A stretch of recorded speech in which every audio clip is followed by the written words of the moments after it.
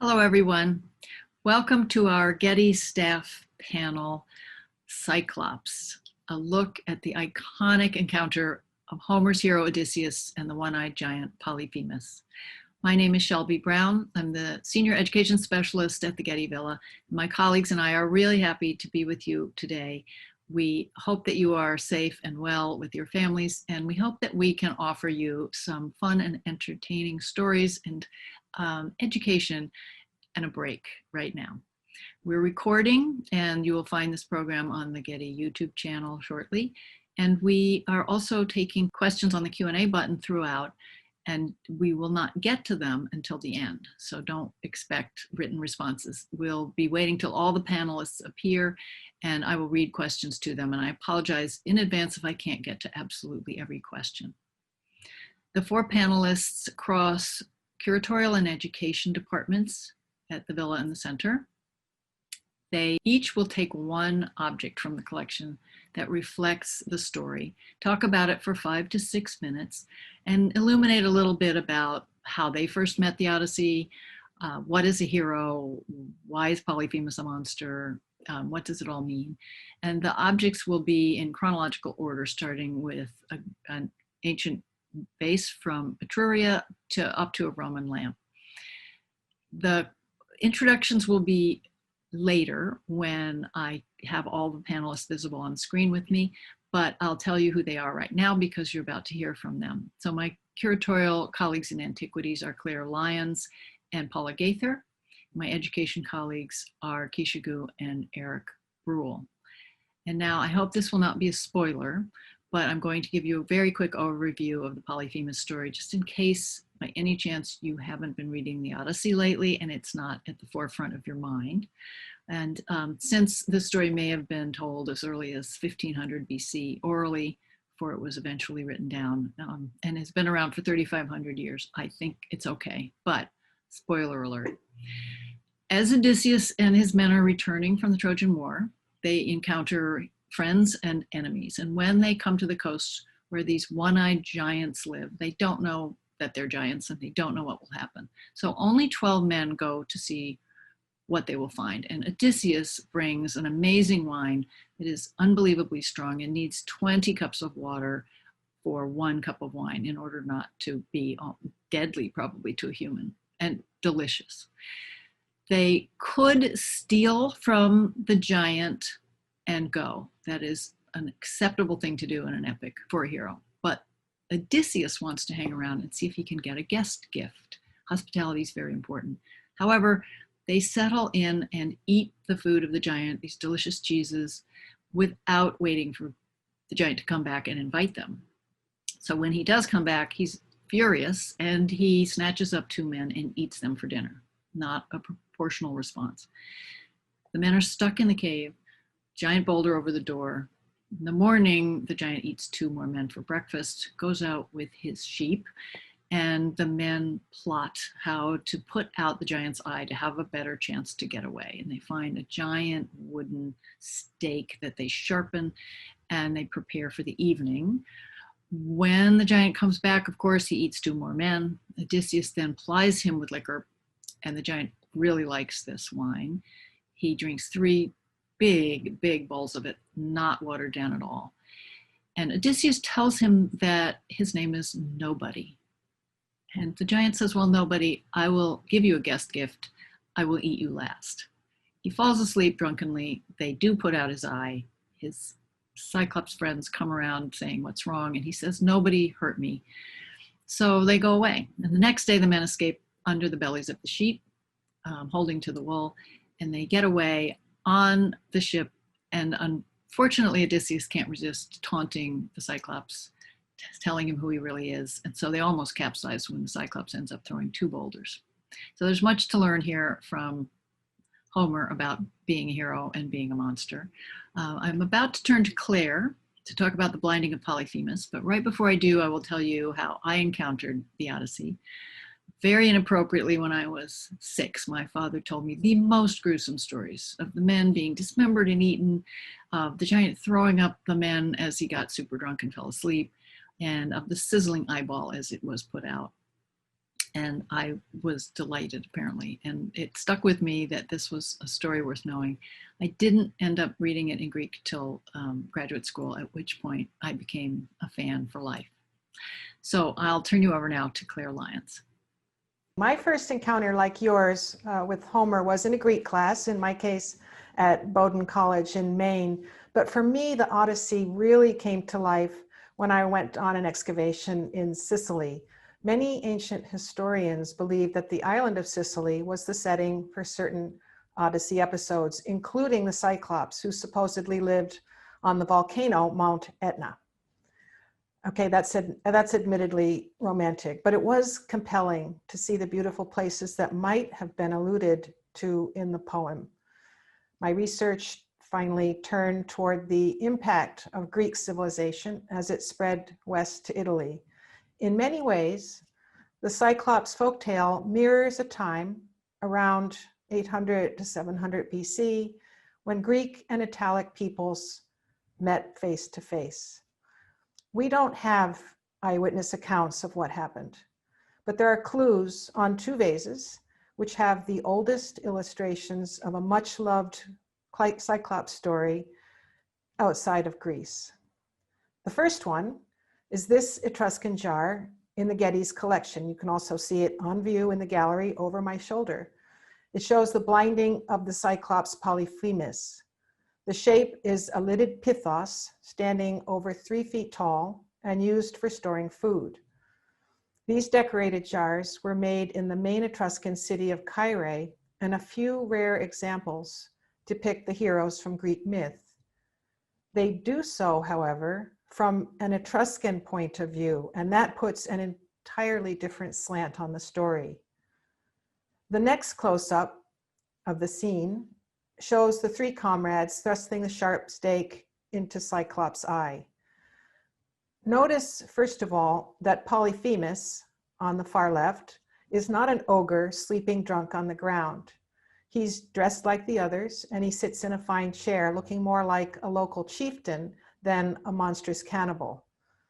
On vases made in Greece, he usually holds a wine cup or even a torn-off human leg. Instead, this artist has placed a familiar object right in the center, a transport amphora filled with Greek wine. Actual examples of that shape of amphora have been found in southern Etruria, so it would have been immediately recognizable to an Etruscan audience. Among the 3 warriors, Odysseus is usually identified as the leader. But I wonder if he is the last one on the right. While the first 2 men are lunging, the third stands with his hands on his hip, guiding the end of the pole. Comparing the picture to the text, Homer described how the men sprinted to drive in the stake as Odysseus spun it like a builder drilling planks for a ship. So this could be the first portrait of the clever Odysseus. And that's precisely why at the beginning of the poem, he's called in the Greek term polytropos, that is much turned or of a turning mind. That is, he's complicated and tricky. And in the next slide is a second Cyclops wine vase, also discovered in Caere and intended for the mixing of wine and water. 5 armed men are attacking Polyphemus, and behind him, there's a curious detail, a pole with a grill on top. In fact, it's a curd harp for cutting the cheese that the Greeks stole. Producers still use this kind of tool today. Conflict is even more explicit on the other side of the vase, with a Greek ship at left battling an Etruscan vessel on the right. And finally, returning to the Getty Pithos, what fascinates me about these images is how they re-envision the fable in terms of Etruscan and Italic lifestyles at a turning point in their history. Odysseus's journey among foreigners and alien beings reflects a period of intense maritime trade, which connected the distant ends of the Mediterranean. Phoenician and Greek ships sailed west. They brought luxury trinkets, painted pottery, and wine in exchange for raw goods and precious metals. Relationships could be cooperative, but they were also fraught with resistance and violence. So on the one hand, Homer's Odyssey can be read as an entertaining folktale, but on the other hand, it's an allegory of the inevitable clash of cultures.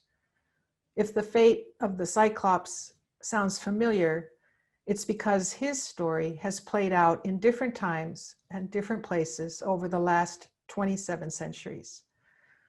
Let me turn it over now to my colleague Keisha, who'll show how the clash played out between Odysseus and Polyphemus. Excellent. Good afternoon, everyone. Thank you, Claire. I'm happy to pick up on the scene as Claire left off. But before I go into that, let me tell you a little bit about my personal journey with the Odyssey. So I'm a military kid. My dad was in the Air Force for 35 years and was a commander and retired as a colonel. And in 1991, we lived in Las Vegas. We were stationed at Nellis Air Force Base. And as customary with most ninth graders in America, I was studying the Odyssey. I was reading it. And I remember halfway through the book, about where we are in the story right now, my dad said it was time to pack up and move to Cannon Air Force Base in Clovis, New Mexico. I remember being struck with losing my friends and leaving my high school that I loved, but I was in the middle of this really good story. I was in the middle of this incredible epic, and I didn't know what to do. I really just didn't want to leave because I wanted to finish the Odyssey. So I remember the drive from Las Vegas to New Mexico, trying to finish the Odyssey by myself as a 14-year-old girl. But the journey of the Odyssey never left me.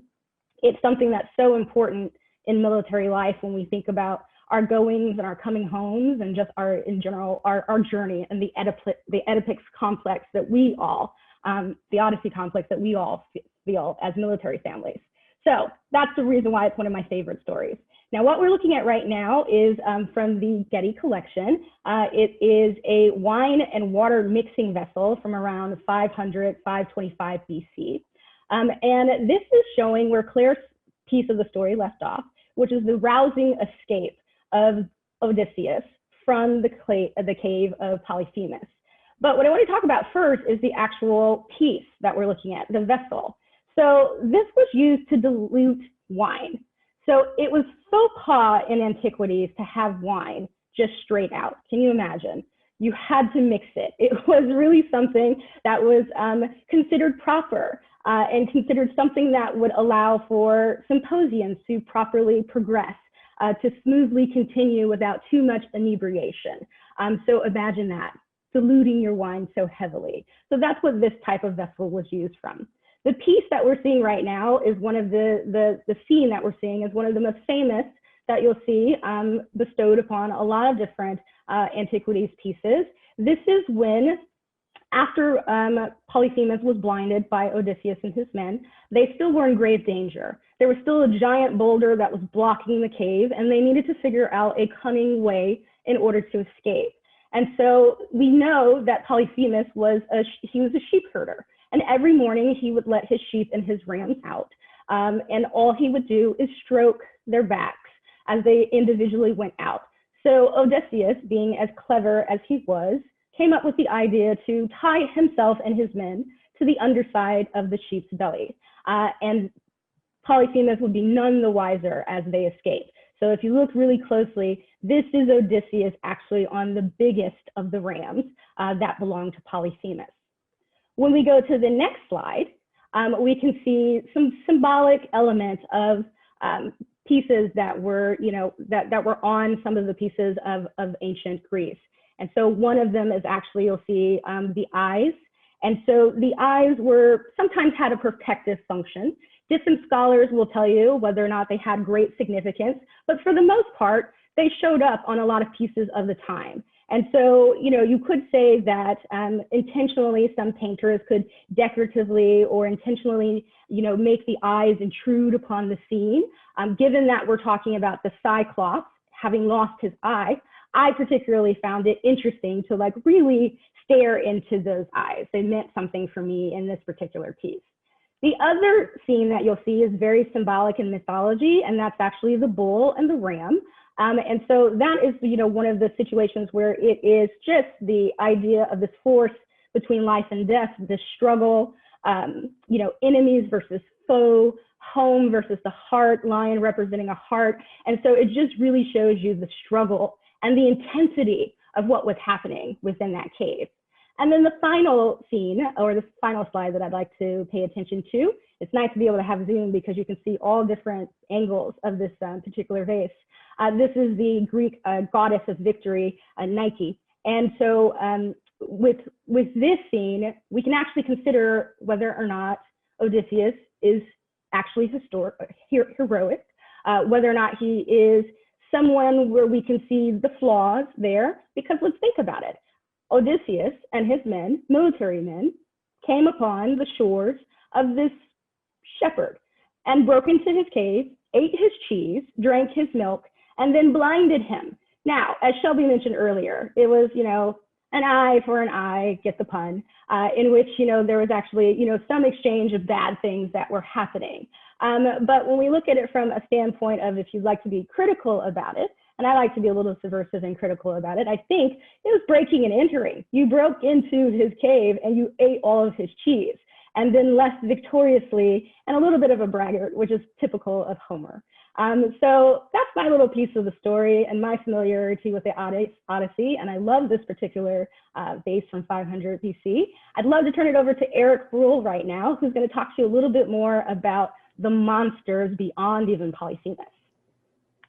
Thank you very much, Keisha. And just like you, I also read the Odyssey for the first time in 9th grade English. Shout out and a thank you to Miss Martin at Jefferson Intermediate. Go Huskies. She made us read it as a class aloud, kind of passing on the idea of the oral tradition and oral narrative. And this morning, actually, I was walking my dog through the Hollywood Forever Cemetery just down the street, and there's a little path there that is actually labeled Homer's Odyssey. And if you follow that path, it takes you basically into a dead end. So it seems appropriate. But two reasons why the Odyssey was such a great story for a 14-year-old boy when I first read it. And as a 45-year-old man, it's still pretty good as well. The first would be Odysseus. I'm not going to go too much into it because he's a problematic hero, as we've heard, and we will hear as well from my colleague Paula. But the second point were the monsters, as Keisha alluded to.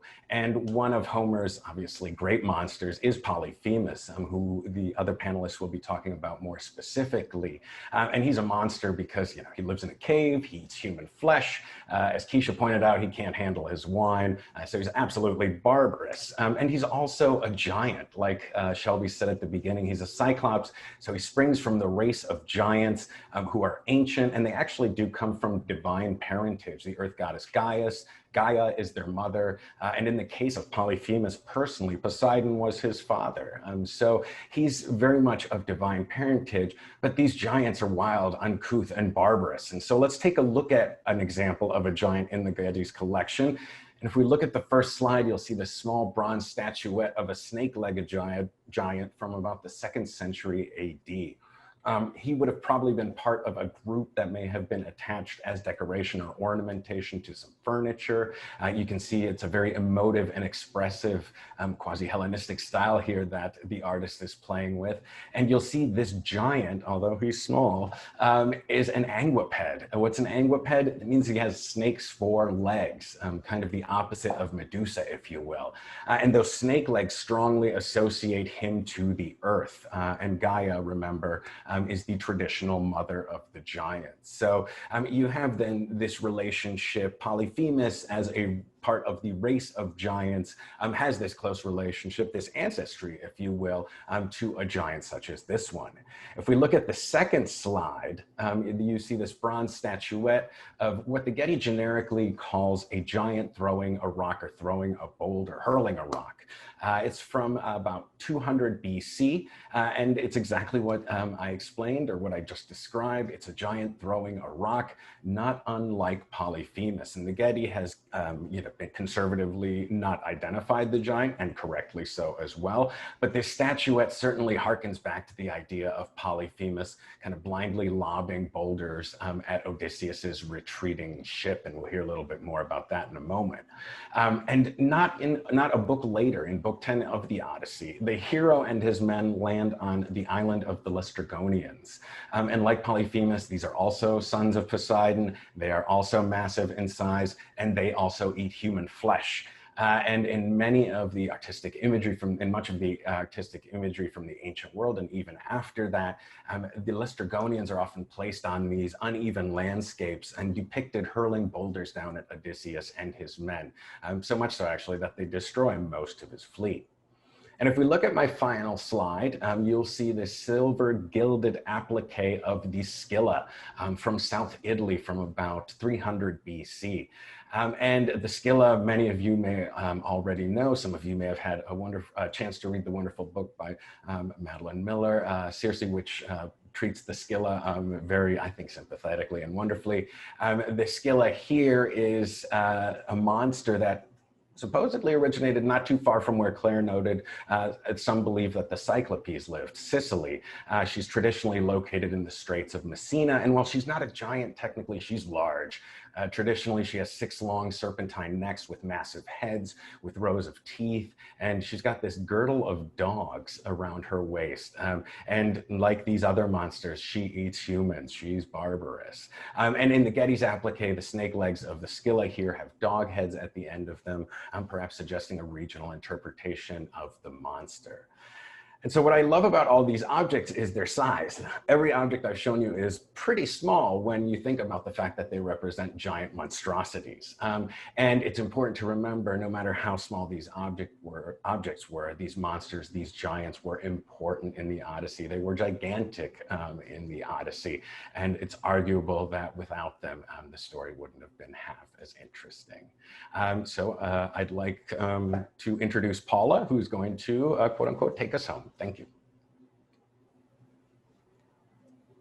Thank you so much, Eric. I absolutely agree. The monsters are some of the most interesting aspects of the Odyssey. I first encountered the story my freshman year of college, reading the book in a literature course. And I actually really struggled to connect with the story because I couldn't stand Odysseus. I just felt that he was awful, and I was so tired of being told to like him because he was the hero. And it was actually embracing that dislike and exploring that allowed me to really connect with the poem on a deeper level. And I think the Polyphemus story is a great example of being able to analyze and question Odysseus's heroism. And so we see in this Roman lamp, which is from the 1st to 4th centuries AD, it's from Anatolia, which is modern day Turkey, we can see a moment of exchange between Odysseus and Polyphemus. So Polyphemus, when returning to his cave, finds Odysseus and his 12 men there eating his food and drinking his milk. And so he first asks them, "What are you doing here? Why are you here?" And Odysseus, in his cunning ways, lies to Polyphemus. And it is actually after Odysseus lies that Polyphemus first starts eating his men. So now that Polyphemus has come out as a cannibal, they need to get out of there. And so he comes up with this idea of giving him wine. And so if we look at the lamp, we can see Odysseus passing a large cup of wine to Polyphemus. And if we just look at the figures, it's almost like an equal exchange. Wine is, after all, a gift of civilization. But what is Polyphemus holding in his left hand? He's holding one of Odysseus's companions who he is about to eat. And so we're reminded of the ferocity and the monstrousness of Polyphemus. Now, one of the things I love about lamps is that they're incredibly tactile and common objects. So if we go to the next slide, we can see if you just turn the angle of the lamp, you get a completely different impression of the image. Here, Polyphemus looks massive, so much larger than Odysseus, and he's also holding this gruesome corpse of one of Odysseus's companions. He looks much more monstrous here. And I think that idea of changing perspective is important to think about when we're thinking about this story. The worse Polyphemus looks, the better Odysseus does. Now, the Odyssey story was picked up by artists from antiquity all the way to the present day. And in the 20th century, Black artists in particular engaged with the story. Now, In the 1920s in Harlem, there was the artistic movement of the Harlem Renaissance. And so this centered on Black artists. And among the most successful of these artists was Romare Bearden. Now, if we go to the next slide, we can see Romare Bearden's take on the story. In the 1970s, later on in his career, he decided to make a series of collages based on the story. And so here we can see how different his interpretation of Polyphemus is from the tale we get in Homer. Most striking here is the giant himself. He looks uncouth, sure, and wild, but he also looks childish. And so we have to start thinking about kind of the innocence of Polyphemus, just a shepherd in his cave. The other question is, at what point in the story is this? Is this Odysseus and his men approaching the island, in which case they see the giant and also this ominous bird sitting on top of the cave and decide to go for it anyway? Or is this the end of the story when Odysseus is taunting Polyphemus from his ship and Polyphemus throws boulders at him, as Eric was mentioning with his giants? And so we also wonder at what point in the story is this. And this is crucial because the question is, who is telling the story? In the Odyssey, Odysseus is telling the story, and he's telling it to people to try to get himself home. Now, what would Polyphemus say about this encounter between them? What would Odysseus's men say about this encounter, none of whom made it home to Ithaca? So having said that, let's go back to Shelby so we can see what everyone else is thinking. Thank you. Hello again, everybody.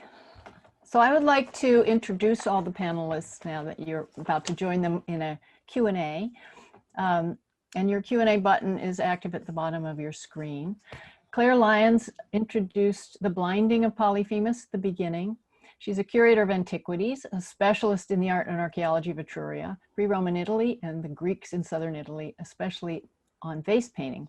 And she was responsible for organizing the new Etruscan gallery at the Getty Villa, and she's currently preparing the online Etruscan publication of objects in the collection. Our second speaker was Keisha Gu. She talked about the escape under the sheep, and she's the head of museum education. You could see we did a wide selection of staff who happen to like this story. She oversees very diverse programming for a broad spectrum of visitors at the center and the villa, including school groups and teens and adults, and she focuses on programs and policies to emphasize diversity. And you'll notice that all the panelists today are thinking a little bit about the other and whether it's fair to view the monster that way. And that's something that's a really interesting and new approach to this story at our museum. And she oversees experiences that make antiquity relevant today. Eric Bruhl, who talked about giants in general, is the manager of the museum's docent program. He studied Roman archaeology in grad school and became, before that and especially then, an enormous fan of mythological tales about monsters and the men who fight with them. And his famous ancient hero is Odysseus. His other interests include funerary art, ancient humor, and contemporary beer. And last but not least, Paula Gaither is a graduate intern in the Antiquities Department, a classical archaeologist finishing up a year at the Villa with the curators and about to head off to, I think just maybe a week, is about to head off to graduate school to finish up her degree, her PhD. And she is unsurprisingly interested in the culture of ethnicity and difference and slavery in the ancient world. And she also is interested in late antique religion and Hellenistic astrology. So one thing we're doing, since I think her last day may be tomorrow, is waving goodbye as she heads off for Stanford. So Paula, thank you for joining us at the very, very last minute to participate with us. So I have a few questions to pass on to all of you. Claire, one of our audience members would like the nobody issue that I brought up in the beginning very quickly explained better. It's clearly a clever ruse of his. Could you clarify that a little bit? Well, I think the person who's asking the question, properly recognizes that it could be a pun. And one explanation that I've read, and that's from the most recent translator of the Odyssey, who is Emily Wilson, and footnote, the first woman to translate the Odyssey in history. This is the most recent one. I strongly recommend it. But she explains that the Greek term for nobody, Utis, is a kind of pun because it sounds like the beginning of Odysseus's name. So that may be part of it. And I think if you go on the internet and look at some of the really interesting discussions that Professor Wilson has had in some blogs, you'll find a lot more insight there.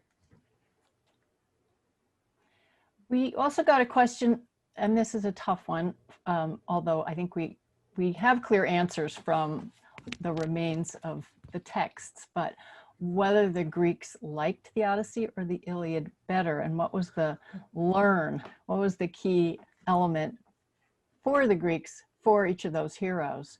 So Eric, I'm going to throw to you, since you like Odysseus and you've mentioned his cleverness, I'm going to stick you with at least the Odyssey one. What do you think Greeks got out of reading this story when they thought he was a hero? And what else are we maybe missing about his being a hero?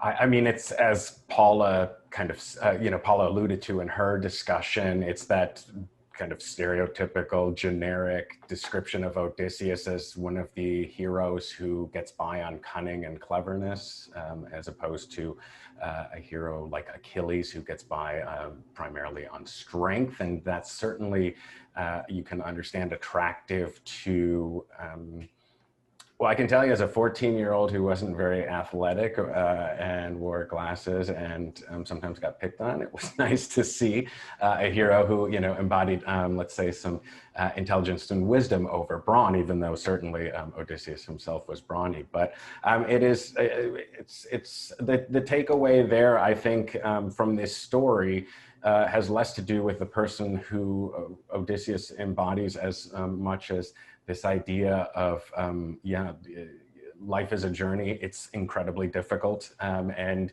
you have two choices, basically: persevere or give up and die. And unfortunately, I think also, as Paula pointed out, I see a question here, but you'll have to ask Odysseus's men to see if he was successful in that journey. Is anyone here an Iliad lover? Eric, are you happy with what the key takeaway was from? I mean, Alexander the Great carried the Iliad with him. Anybody want to say why? For the Iliad? The Iliad, yeah, go ahead. Yeah, for the Iliad, I'm sure part of it, I mean, these are the ultimate heroes. And although the Iliad, looks back to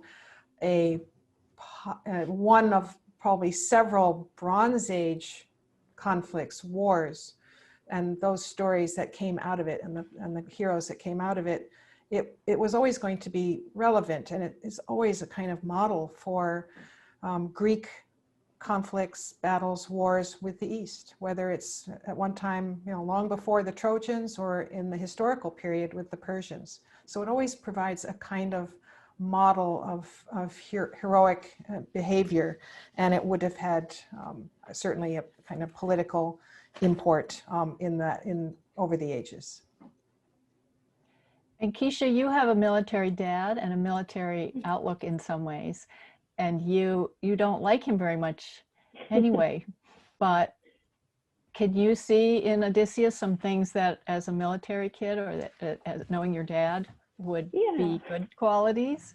Oh, absolutely. Absolutely. And I think my dad is somewhere out there, so I hope I don't offend him or do him disjustice.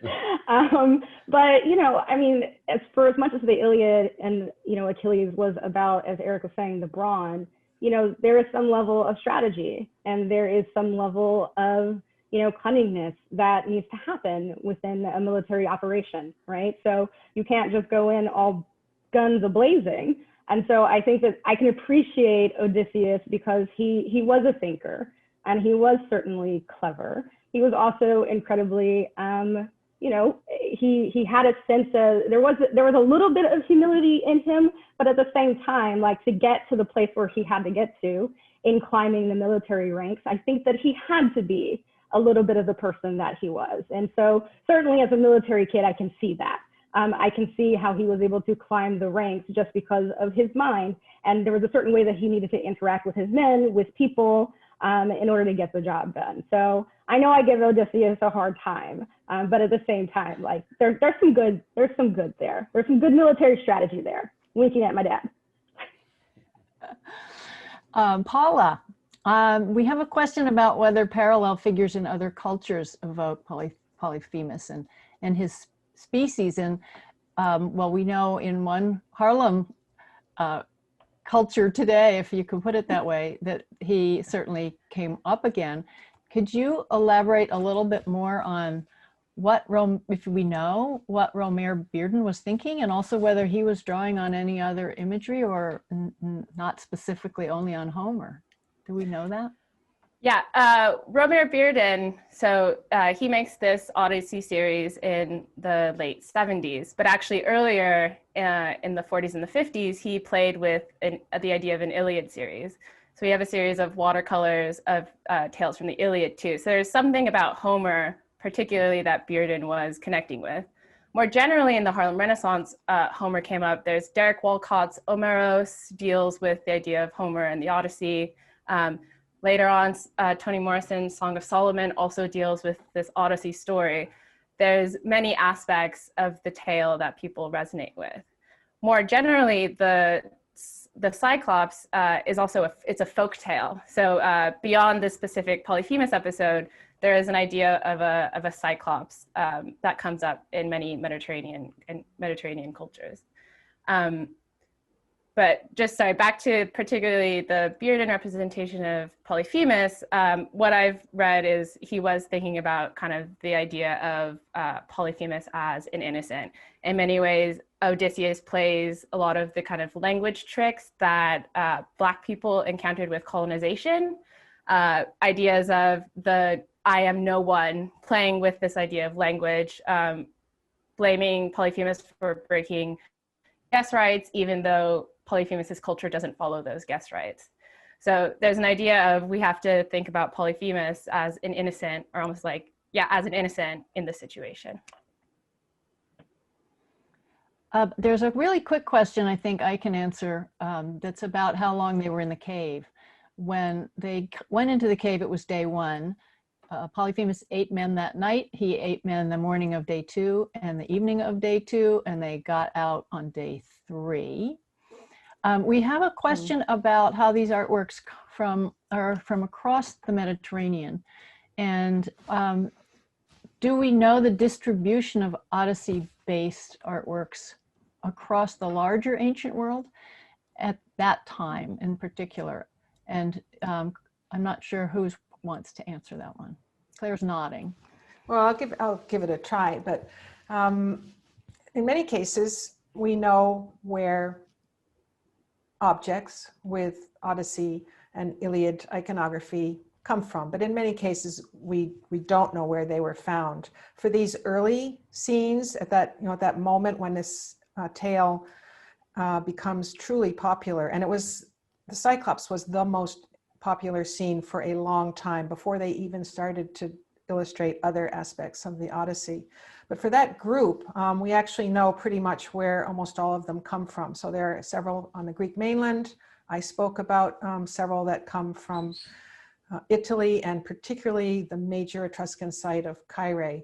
But throughout its history, then that imagery will decorate many, many objects from not only across the Mediterranean, but Europe, North Africa, and mosaics. It becomes very widespread because it's an endless font of incredibly visual stories.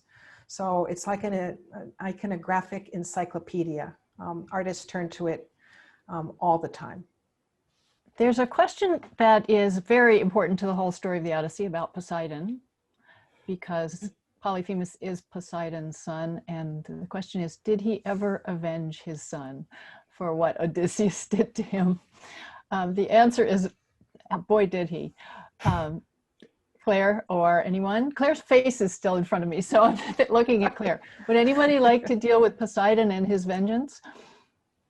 think you can, I mentioned in my second slide, the Laestrygonians, who are also sons of Poseidon, and literally do a book after Polyphemus, do a number on Odysseus and his men by basically destroying almost the entire fleet of Odysseus. Yes, most certainly, you know, Poseidon through his sons, so to speak, avenges Polyphemus in that regard, and pretty quickly thereafter too. There's also a later story when Odysseus is leaving Calypso's island, where he's almost back, and Poseidon sends a massive storm to once again blow him off course. So repeatedly, anytime Odysseus gets close to getting home, Poseidon will come and blow him away. And it's actually through the intervention of Athena to Zeus that Zeus finally makes Poseidon stop keeping Odysseus from home. We have a question about whether we're not seeing much in this story about the gods. And the question is about Odysseus's favor or not with the gods in the Odyssey. He has the favor of Athena throughout, but does anyone else from their own perspective want to do a take on the gods and Odysseus? It's a tough one. There's so much backfighting going on while he's trying to get home. I think that might be one of the problems, because there's going in and out and arguing with Zeus and Poseidon, who really doesn't want him to get home clearly. And so I think the answer would be he's definitely got some heavy hitters on his side, but they come in and out a bit. And Poseidon in the end really has to sort of get shut down a little bit before Odysseus can get home.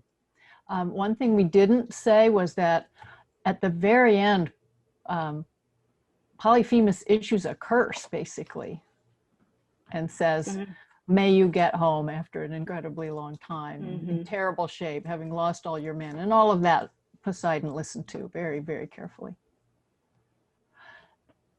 The Greeks thought of themselves as a superior race at the time Homer wrote this. We do know that. What do you all think of the statement about barbaric coming from the barbar and not being able to actually speak properly? And how does that relate to Polyphemus? And why, this is a multiple part question, sorry, why would the Etruscans portray him as not very threatening?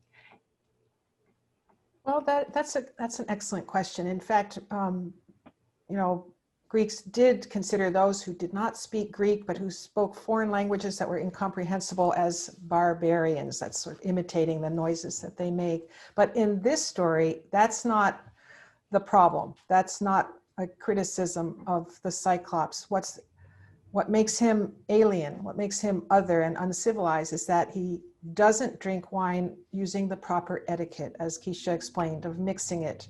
He doesn't take part in the usual guest-host niceties, the relationship. And of course, he eats human flesh, which automatically excludes him.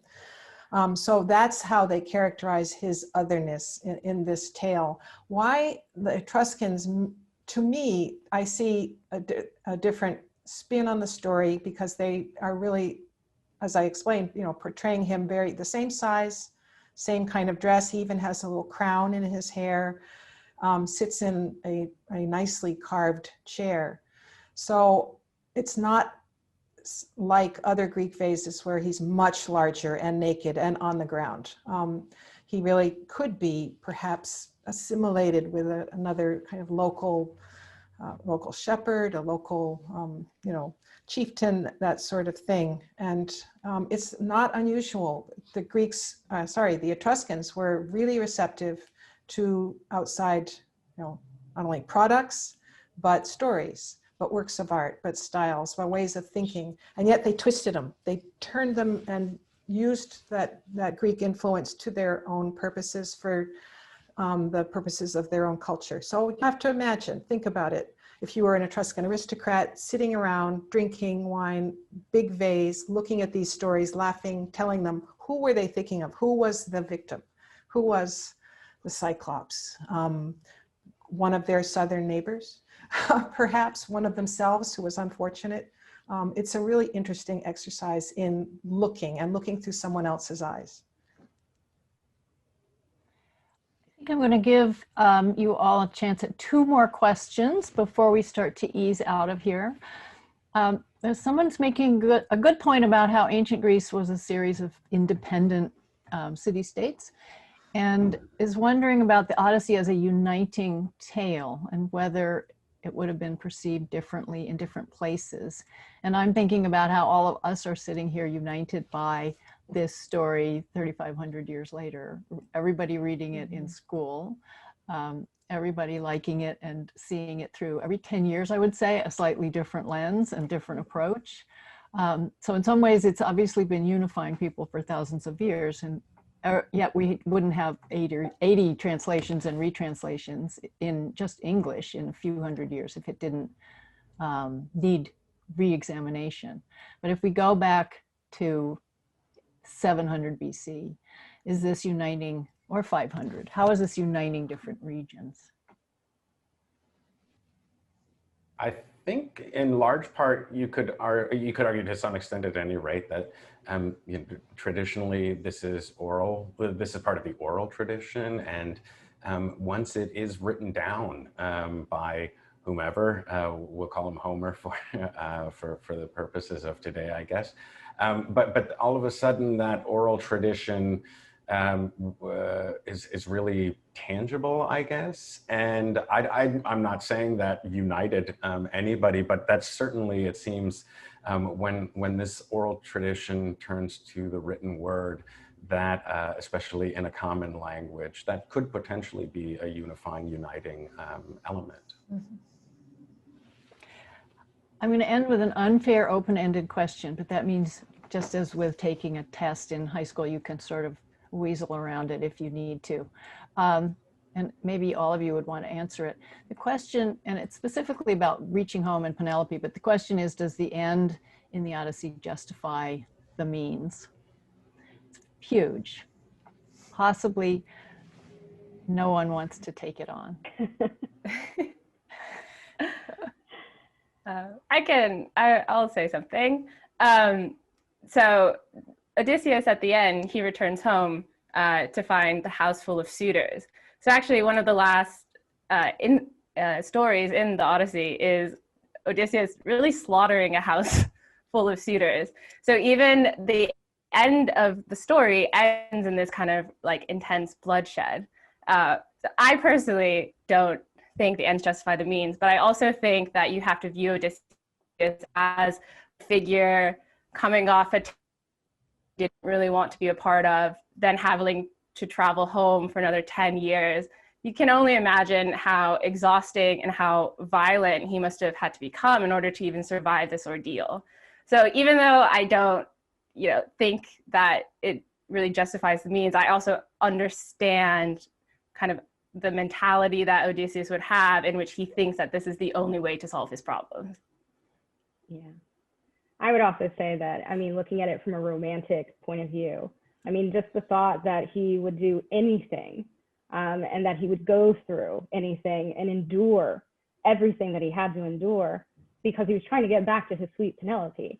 And so if we want to call her sweet, she also had her own little trickery. But in that sense, I definitely think that if I romanticize it, again, giving Odysseus the benefit of the doubt, that was a hardship. He could have stayed with Calypso. There are many different routes that he could have done in order to give this up. So I think it is justifying at the end when he does finally make it. And I would argue that, there are really kind of no winners here. The Odysseus that returns to Penelope, and I think this is a discussion that is ongoing in academia. This is an Odysseus who returns with PTSD, basically, in all likelihood. This is not a happy man. This is probably a defeated, broken man by the time he gets home. And as Paula pointed out, having to slaughter a bunch of royalty probably doesn't help the situation. So it doesn't necessarily, when you read it as a 14-year-old, resonate with you that way, the ending of this. But if you kind of think beyond what could, beyond what the ending, written ending is to what the reality may be, it's kind of terrifying, and it does call into question whether this was worth it at all. And I can say, Eric, just to highlight, like if you just Google up the, Odyssey complex and you look at veterans with PTSD, like that's absolutely why, they sometimes will label military veterans as having the Odyssey complex. That's a really good point that you bring up, Eric. Yes, apologies, you mentioned that in your discussion. That's No, I mentioned yeah. a little bit about it, but I didn't specifically say PTSD. So you hit it, you reminded me. Claire?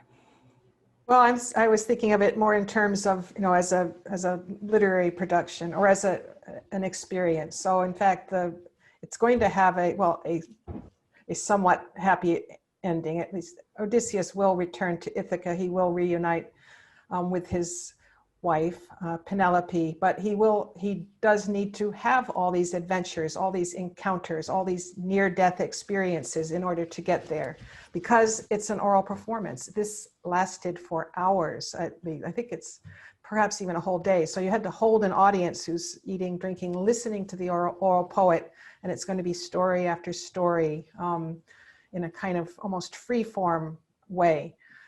So that's why I think that we have an enormous variety of adventures, and some of them horrific, but that's fun.